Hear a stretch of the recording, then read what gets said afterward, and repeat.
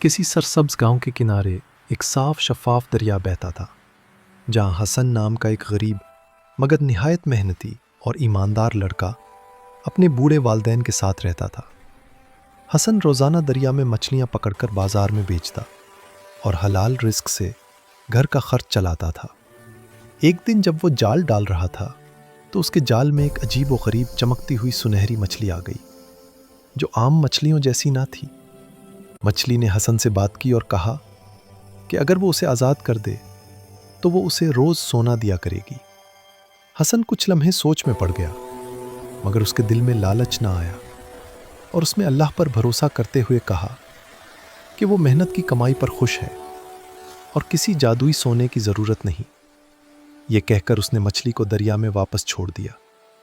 اگلے دنوں حسن نے دیکھا کہ اس کے جال میں پہلے سے کہیں زیادہ مچھلیاں آنے لگی اور اس کے رزق میں خود بخود برکت ہو گئی۔ کچھ عرصے بعد وہی سنہری مچھلی دوبارہ نظر آئی اور بولی کہ چونکہ حسن نے لالچ نہیں کیا، اس لیے اللہ نے اسے برکت عطا کی ہے۔